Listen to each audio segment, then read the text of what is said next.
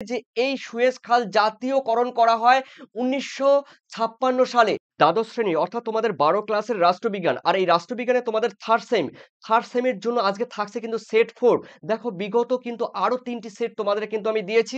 Description লিংকে কিংবা প্লেলিস্টে গেলে দেখতে পারবি। তো আজকে তোমরা এই মুহূর্তে তোমরা যারা এই ভিডিও দেখছো, তোমাদের কিন্তু যাদের রাষ্ট্রবিজ্ঞান, পলিটিক্যাল সায়েন্স রয়েছে, তোমাদের জন্য তোমাদের কথা ভেবে কিন্তু আজকে এই মুহূর্তে সেট 4 সাজেশন থার্ড সেমিস্টারের জন্য এমসিকিউ সম্পূর্ণ উত্তর এবং থাকছে 100% সাজেশন। তোমরা জানো রাষ্ট্রবিজ্ঞানের সীমিত কতগুলো কোয়েশ্চেন হয়, কিন্তু নতুন সিলেবাস, আর এই নতুন সিলেবাসের উপরে নির্ভর করবে তোমাদের দেখো সম্পূর্ণ থার্ড সেমিস্টারের বিষয় রয়েছে রাষ্ট্রবিজ্ঞান, পলিটিক্যাল সায়েন্স, দ্বাদশ শ্রেণী সেমিস্টার 3 সম্পূর্ণ নিউ সিলেবাস।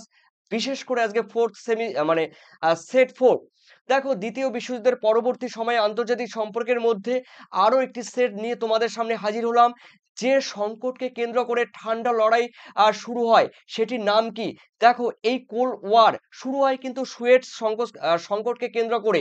দেখো উত্তর কিন্তু হবে ঘ is the correct answer, Suez সংকট। দেখো তোমাদের এই বিষয়টি অবশ্যই জানতে হবে সুয়েজ সংকট কি। দেখো সুয়েজ সংকট বা ত্রিপক্ষীয় যে আক্রমণ, অন্যদিকে রয়েছে দেখো ব্রিটেন রয়েছে, ইসরায়েল রয়েছে, ফ্রান্স রয়েছে। এই তিনটি শক্তি কি করেছে বলতো? মানে মিশরের উপর কিন্তু আক্রমণ করেছে। তো সেই আক্রমণের উদ্দেশ্য ছিল, দেখো ওখানে রয়েছে যে সুয়েজ ক্যানেল বা সুয়েজ খাল, সেই খালকে পশ্চিমী দেশগুলো কি করে বলতো? পশ্চিমী দেশগুলো তাদের আধিপত্য বিস্তারের জন্য ওই সুয়েজ সংকট কিন্তু দেখা গিয়েছিল।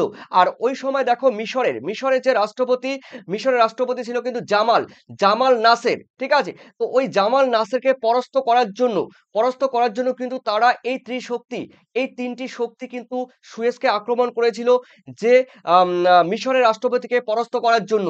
সেটি কিন্তু সুয়েজ সংকট ১৯৫৬ সালে সংঘটিত হয়। দেখো এখানে এখানে রয়েছে পরের কোশ্চেনে, মধ্যপ্রাচ্যের সুয়েজ সংকট কবে দেখা যায়? ১৯৫৬ সালে। খুবই গুরুত্বপূর্ণ কোশ্চেন। এরপর রয়েছে দেখো থার্ড কোশ্চেন, সুয়েজ খাল জাতীয়করণ করা হয় কত সালে? ১৯৫৬ সালে।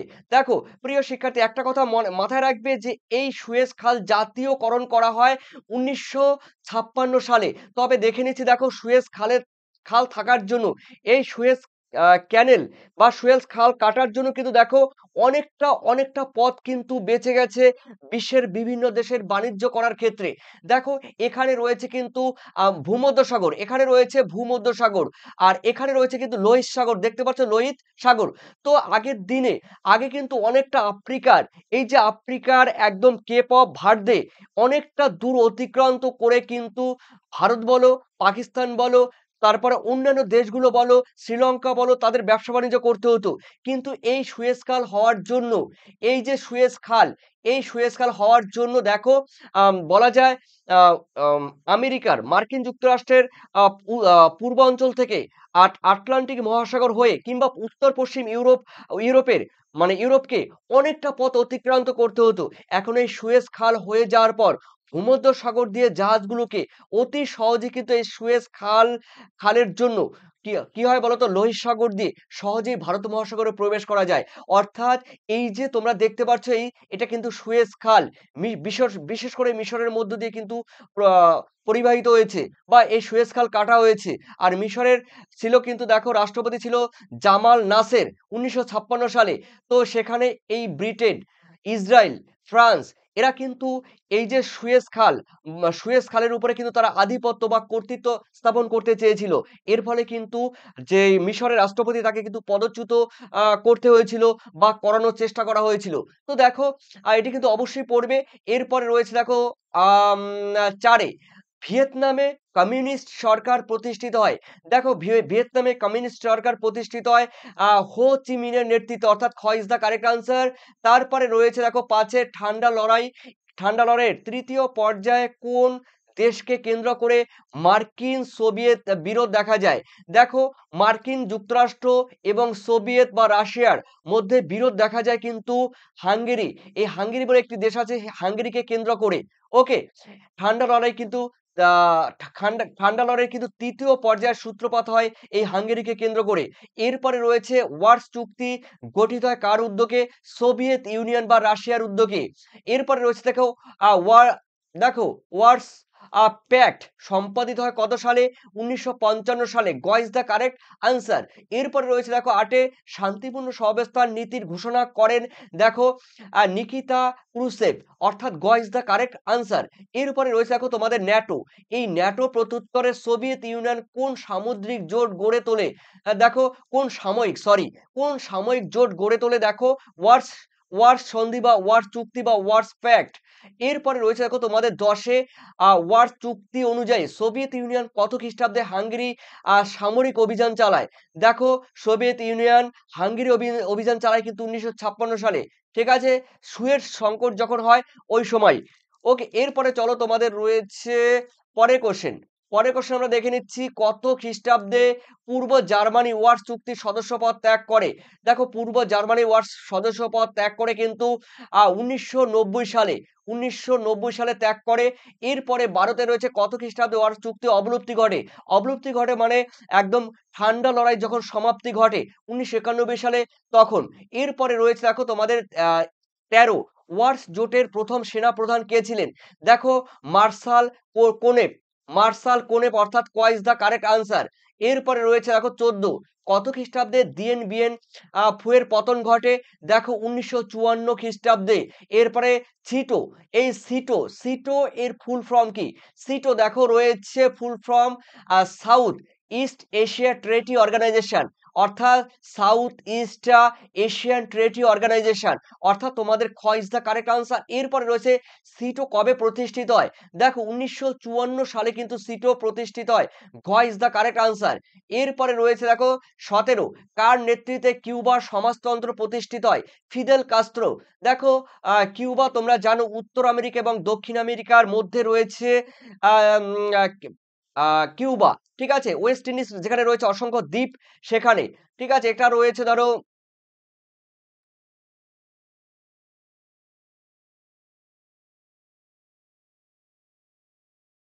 দেখো এই যে এখানে রয়েছে উত্তর আমেরিকা দক্ষিণ আমেরিকা, এখানে রয়েছে কিন্তু কিউবা।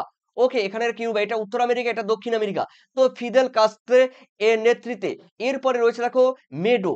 এই মেডো সম্পূর্ণ কথার অর্থ কি? দেখো মিডল ইস্ট ডিফেন্স অর্গানাইজেশন, অর্থাৎ ক ইজ দ্য কারেক্ট আনসার। এরপরে রয়েছে ওয়ার্স।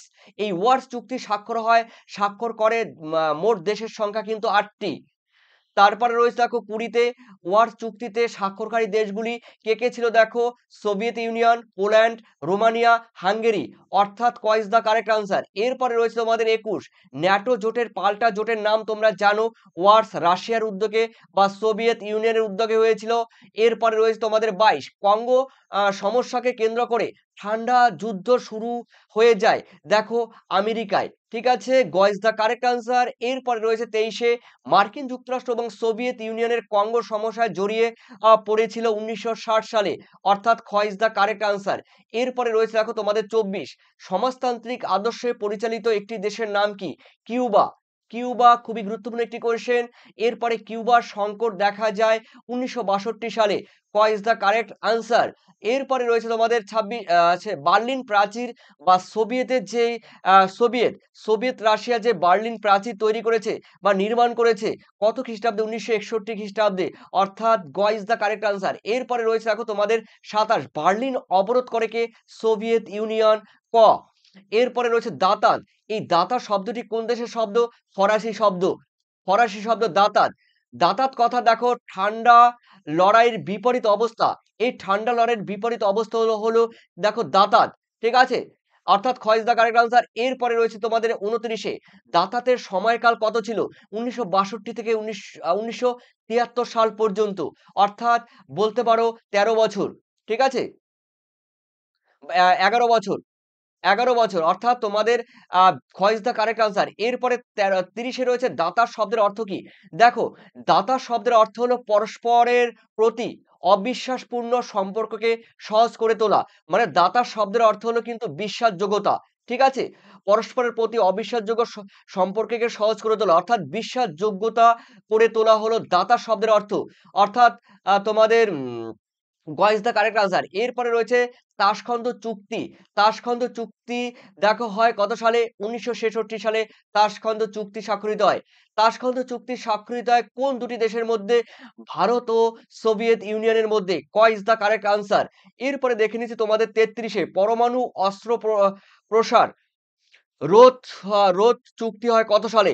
১৯৬৮ খ্রিস্টাব্দে পরমাণু অস্ত্র প্রসার রোধ চুক্তি স্বাক্ষরিত হয় ১৯৬৮ সালে। ৩৪ বিশ্বের দ্বিতীয় পারমাণবিক শক্তিধর হিসাবে ১৯৪৯ খ্রিস্টাব্দে আত্মপ্রকাশ করে কে? আত্মপ্রকাশ করে কিন্তু সোভিয়েত ইউনিয়ন। খ ইজ দ্য কারেক্ট আনসার। এরপরে রয়েছে তোমাদের ৩৫ এ আংশিক পারমাণবিক অস্ত্র পরীক্ষা নিষিদ্ধকরণ চুক্তি পার্টিয়াল নিউক্লিয়ার টেস্ট ব্যান ট্রেটি। দেখো পার্টিয়াল বা হ্যাঁ পার্সিয়াল পার্সিয়াল বা